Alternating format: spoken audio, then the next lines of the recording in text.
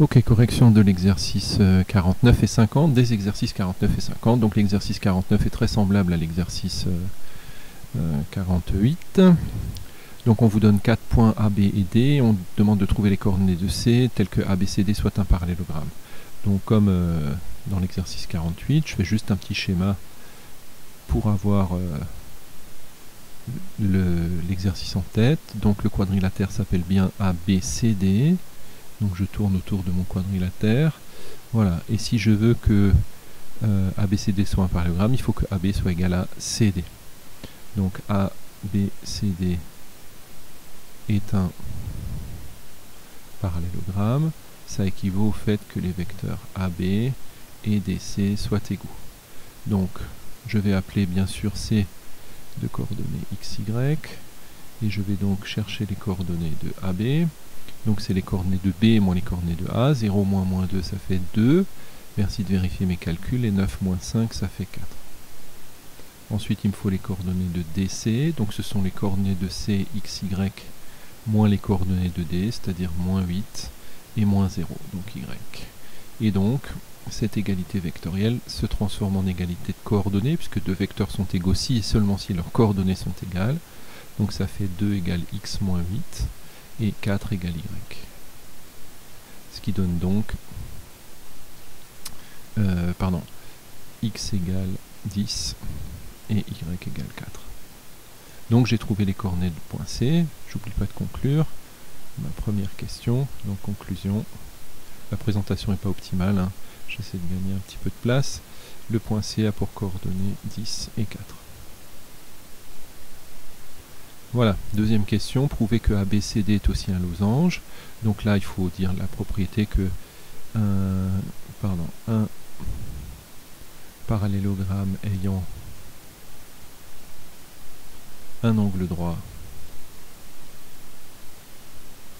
est un rectangle. Donc j'ai déjà les coordonnées du vecteur AB, je vais prendre les coordonnées du vecteur BC par exemple. Donc les coordonnées du vecteur BC, c'est les coordonnées de C qu'on a trouvées moins les coordonnées de B. Des 10 moins 0, ça fait 10. Et 4 moins 9, ça fait moins 5. Maintenant, je calcule le produit scalaire de AB par BC. Et donc, je fais 10 fois 2, plus moins 5 fois 4. Et ça fait 0. Donc, j'en déduis que l'angle ABC a pour mesure 90 degrés au pi sur 2 radians. Et donc, conclusion, par rapport à ce qu'on a dit en introduction de la question, ABCD est un rectangle.